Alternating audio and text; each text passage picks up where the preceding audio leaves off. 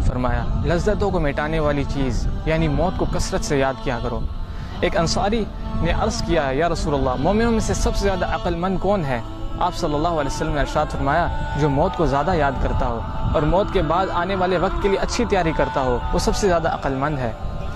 رسول اللہ صلی اللہ علیہ وسلم نے فرمایا اگر تم وہ باتیں جان لو جو میں جانتا ہوں تو تم ہنستے کم اور روتے زیادہ، بستروں پر بیویوں سے لطف اندوز نہ ہو سکتے اور اللہ کی پناہ طلب کرتے ہوئے میدانوں کی طرف نکل جاتے۔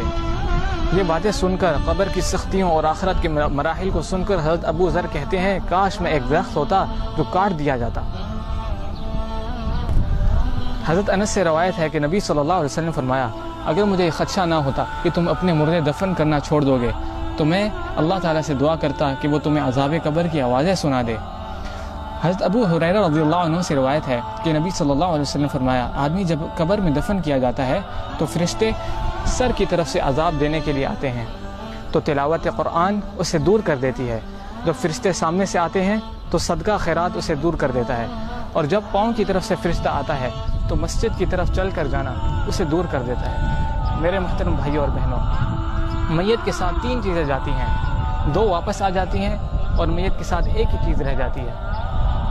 میت کا اہل و عیال، مال اور اعمال اس کے ساتھ جاتے ہیں، اس کا اہل و عیال اور مال واپس آ جاتا ہے، صرف اس کے ساتھ اس کے اعمال رہ جاتے ہیں۔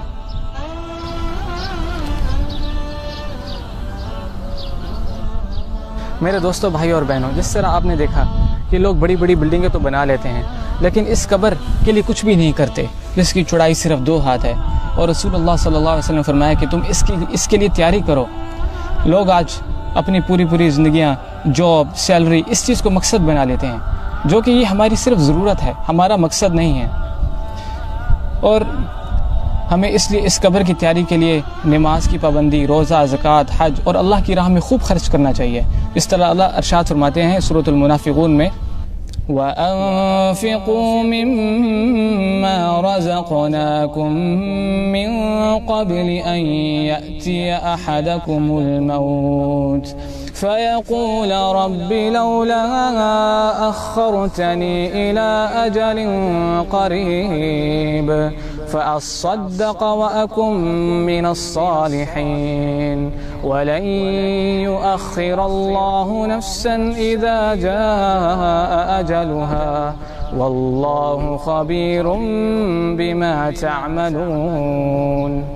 ترجمہ، اور ہم نے جو مال تمہیں دے رکھا ہے اس میں سے خرچ کرو اس سے پہلے کہ تمہیں موت آ جائے اور تم یوں کہنے لگو کہ اے میرے پروردگار تو ہمیں تھوڑی سی مہلت کیوں نہیں دیتا کہ ہم دنیا میں واپس جائیں اور صدقہ کریں اور نیک لوگوں میں سے ہو جائیں۔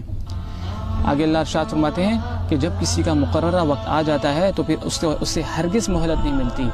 اور جو کچھ تم کرتے ہو اللہ اس سے بخوبی باخبر ہے۔ وآخر دعوانا ان الحمد للہ رب العالمین۔